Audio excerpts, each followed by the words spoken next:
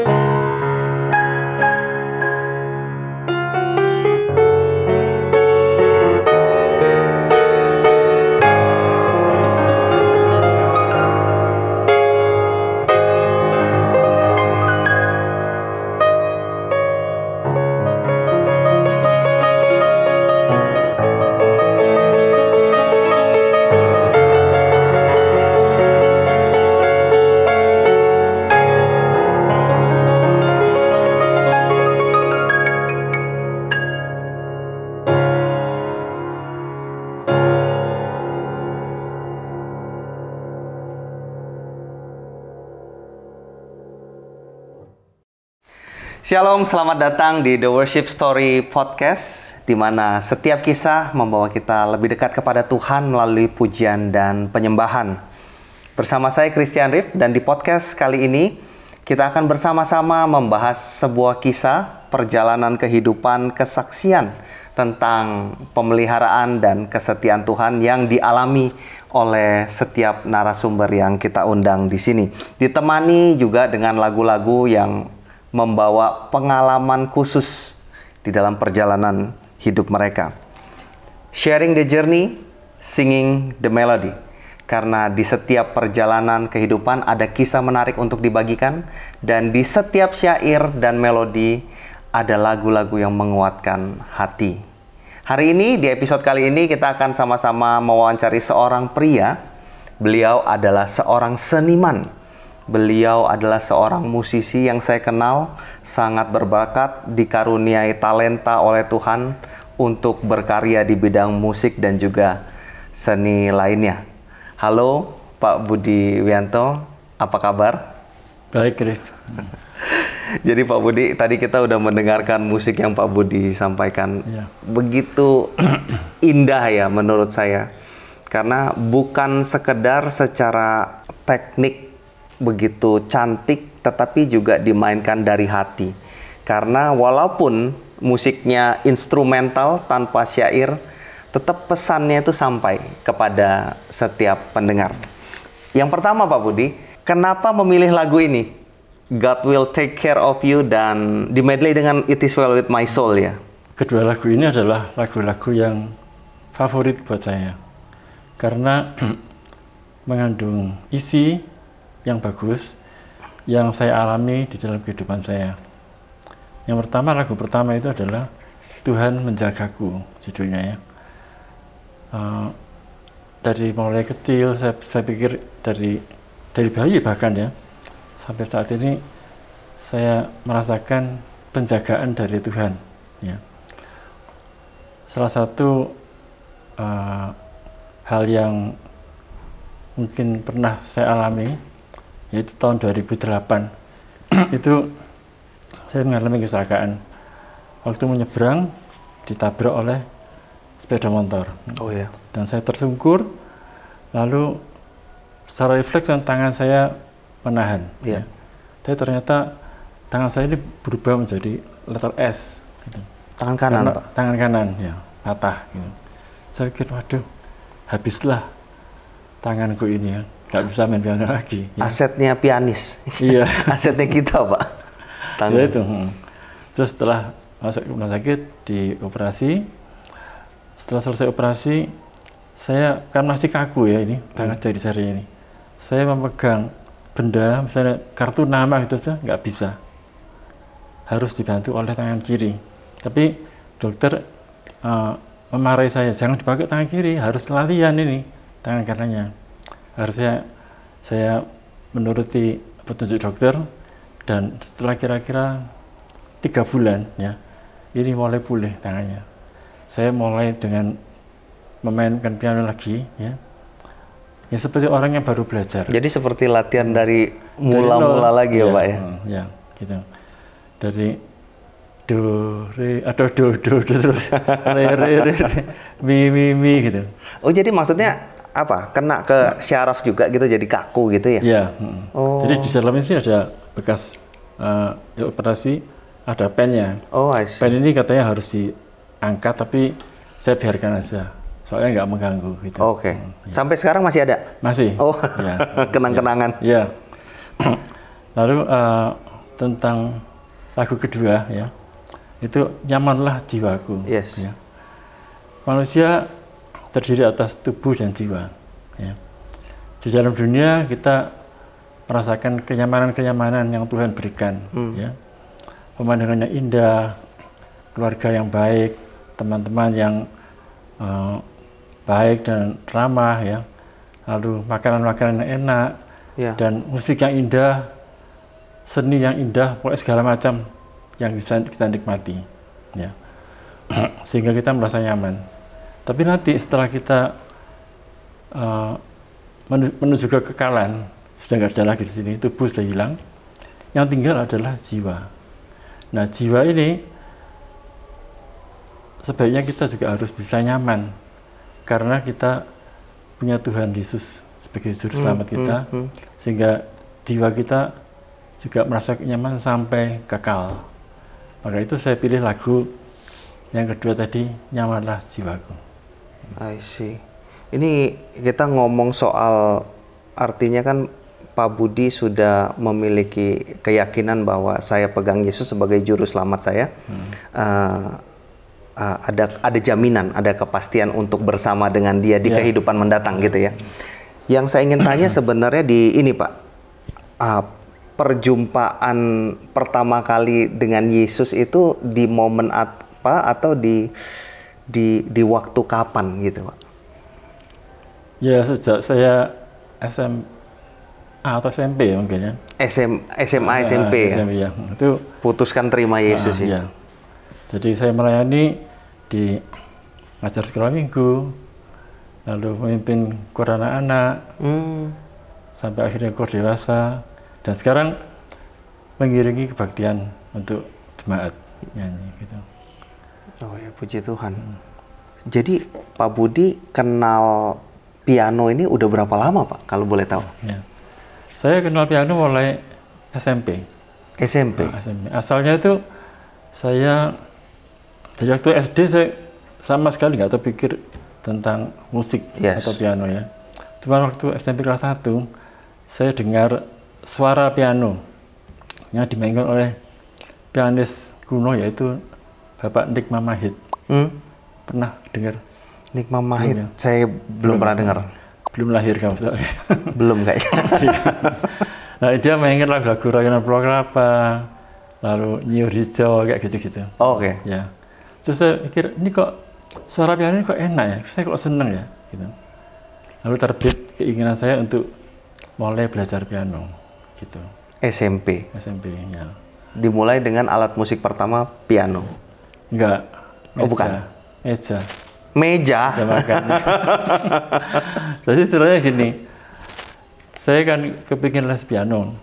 Waktu itu yang punya piano itu hanya orang-orang Belanda saja. Oke.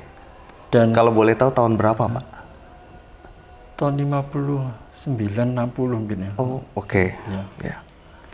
Nah, orang Belanda sama dokter, misalnya orang Cina yang jadi dokter, mereka tuh punya piano. Gitu. Jadi yang alat musik piano status sosial juga ya? Iya, kira-kira gitu. Terus saya kan kepingin belajar piano, oleh ibu saya ngomong, piano barang mahal. Pertama alat musiknya mahal, yang kedua belajarnya, lesnya mahal. Ya. Lalu belum tentu kamu senang. Nanti setelah beli piano, terus kamu nggak senang, buat apa pianonya gitu. Ya. Terus akhirnya saya kemudian belajar sama saudara saya, family, ya, saudara sepupu. Dia guru piano dan dia punya piano di rumah. Terus saya pikir, oke, saya mau belajar sama dia, tapi latihannya di rumahnya dia. Jadi waktu dia senggang, seminggu mungkin 4 kali, itu saya ke rumahnya untuk belajar piano. Gitu. Artinya dia guru pertama? Ya, guru pertama. Oh. Ya. Lalu ditanyakan sama ibu saya, sama gurunya ini Pak Budi ini senang enggak main piano? Oh, rupanya dia ada bakat gitu. Oh, oke. Ya udah, lalu kita menabung waktu itu. Menabung sampai kira-kira 2 tahun mungkin ya. Baru dapat piano yang second hand yang kondisinya jelek. Jadi suaranya itu nggak standar. Jadi saya mau main C, di sana B. Oh gitu. Makanya saya nggak bisa mendengarkan pitch yang benar ya. Oh. Tapi setelah saya punya piano, saya rajin belajar. Sampai habis saya ngomong, sudah kamu jangan main piano terus. Gitu. Saya bilang ini bukan main ini belajar ini. Gitu. Jadi akhirnya ya sudah. Jadi misalnya hari ini dikasih PR nomor 1 saya belajar nomor 1 dan 2 gitu. minggu depan saya setorkan tahun 1 dan 2, dikasih 3. Saya belajar 3 dan 4. Kayak gitu. Karena saya senang sama piano itu. Jadi cinta sama alat musik ini ya. Karena kalau yang anak-anak sekarang atau beberapa saya ajar juga murid, kita suruh latihan ya mesti paksa-paksa dia latihan. Iya. Kalau nggak cinta, karena mereka mungkin nggak senang, nggak cinta. Iya benar-benar nggak cinta sama. Harus punya jiwa di sana. Iya. Cuma kalau kita lihat usia Pak Budi yang artinya kan di masa lalu untuk belajar musik, mungkin kalau di masa sekarang ngomong belajar musik itu jadi salah satu prioritas orang tua kepada anaknya. Kalau di masanya Pak Budi kan mungkin bukan prioritas gitu untuk belajar musik ya. Tapi mendapat dukungan itu artinya kan orang tua cukup mendukung ya Pak ya. Untuk belajar piano. Dan seperti yang Pak Budi pernah sampaikan kepada saya, Pak Budi itu dulu ini orang tua angkat ya yang sekarang ya. Itu boleh berbagi cerita sedikit Pak soal itu. Ya. Jadi saya ini merupakan anak adopsi sebenarnya. Ya. Ibu saya yang asli itu punya anak 5. Saya yang ke-4. Antara yang ke-3 sampai ke-4 ini terpaut 1 tahun, gitu. Jadi terus adiknya ibu saya yang asli ini, dari tante saya ini, dia menikah tapi nggak punya anak. Gitu. Terus lalu saya diadopsi oleh tante ini, gitu. Jadi mulai dari bayi, dari kecil. Dari kecil ya Pak. Kecil. Tapi Pak Budi tahu ya, maksudnya taunya udah dewasa. SD atau ya dengar-dengar gitu kayak mengira-kira. Oke. Ya, pokoknya tapi dari kecil saya ini agak dijauhkan sama keluarga yang asli ini. Contohnya misalnya yang ini kan mereka menganut agama Katolik. Ya. Katolik. Katolik. Sedangkan ibu saya ini Kristen ya. Jadi gerejanya beribadahnya sudah lain. Ya. Yang kedua, mereka biasanya disekolahkan di sekolah Katolik, ya, Tata Maria, ya. Saya disekolahkan di sekolah Kristen, sekolah Buring. Ada bahasa Belanda di sana. Sekolah Indonesia. Buring apa ya Pak ya? Kalau sekarang Merapi, Jalan Merapi itu. Jalan Merapi. Ada sekolah ya di sana ya? Ada, sekarang tutup. Ya. Tapi dulu sekolahnya yang megang orang Belanda, kepala sekolahnya orang Belanda. Iya. Jadi saya dari SD kelas 1 sampai 6 di sekolah itu. Sehingga terus jadi kan maksudnya dijauhkan ya, dijauhkan itu. Tapi setelah besar ya tetap baik, hubungannya tetap baik. Gitu. Iya. Sebenarnya saya ingin tanya begini Pak Budi. Pak Budi kan salah satunya memilih lagu It Is Well With My Soul, God Will Take Care. Artinya ada ucapan syukur, ada ungkapan syukur kepada Tuhan atas pemeliharaan hidup sampai di usia sekarang. Bagaimana Pak Budi itu melihat bahwa pandangan umum orang adalah kalau saya ada 5 bersaudara tapi saya satu yang diambil orang, diangkat anak, kan sedih, kenapa saya gitu. Tapi kan kalau dari lagu-lagu yang Pak Budi pilih adalah justru saya mengucap syukur ketika bisa ada di keluarga yang baru, bisa ketemu dengan piano, alat musik yang Pak Budi suka, cintai, sampai latihannya begitu, sampai bahkan jadi profesi kan. Nah itu yang saya mau tahu sih, bagaimana Pak Budi bisa punya sudut pandang itu, bahwa, saya mengucap syukur loh. Saya teringat juga Rasul Paulus ya. Di kitab Galatia 1 ayat 15. Ya. Ini juga pengalamannya dia. Jadi saya bacakan, tetapi waktu Ia, Yesus atau Tuhan, yang telah memilih aku sejak kandungan ibuku dan memanggil aku oleh kasih karunia-Nya.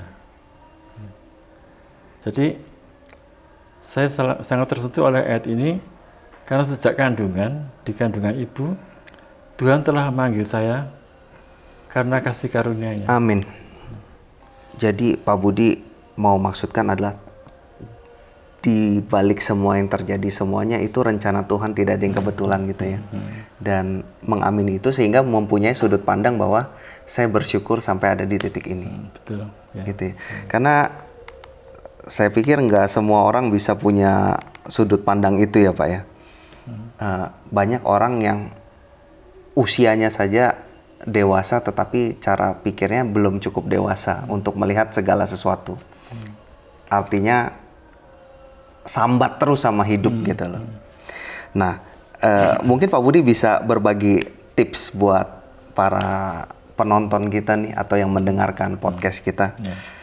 Yang mungkin sedang bergumul dengan pertanyaan tentang Tuhan, tentang kehidupan mereka, kenapa saya alami ini, kenapa saya mengalami kehidupan yang sulit. Ada pesan nggak Pak? Mungkin setiap orang ya, setiap insan di dunia ini dari kandungan sudah ditentukan oleh Tuhan. Kamu besok akan jadi ini. Kamu akan mengalami apa? Ya. Kamu akan punya pengalaman yang baik, ya. Tapi kan tidak semua orang menyadari akan hal itu. Ya. Jadi saya sarankan untuk setiap kita yang mendengarkan bahwa Tuhan punya rencana tertentu bagi setiap orang. Ya. Yang mungkin kita belum tahu apa, ya. Tapi dengan berjalannya waktu, Tuhan lalu membuka pintu-pintu, membuka penglihatan kita, oh ternyata Tuhan tuh pengen seperti ini. Gitu. Dan yang kita pastikan adalah semua rancangan Tuhan adalah untuk kebaikan kita. Ya. Amin. Lalu saya pikir lagi untuk setiap karya yang kita hasilkan, ya, entah jadi kalau saya misalnya musik, ya, permainan piano, atau misalnya saya senang keindahan, misalnya menata ruangan atau merangkai bunga atau apa gitu, ya. Profesi itu, utamanya itu Pak Budi.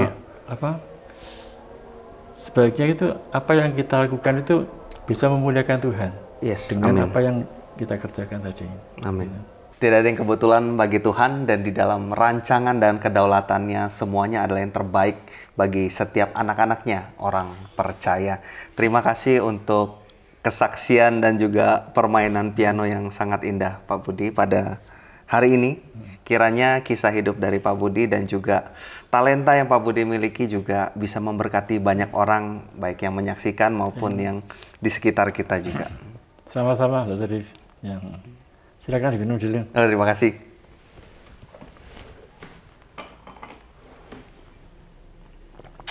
Sampai jumpa di The Worship Story Podcast episode selanjutnya.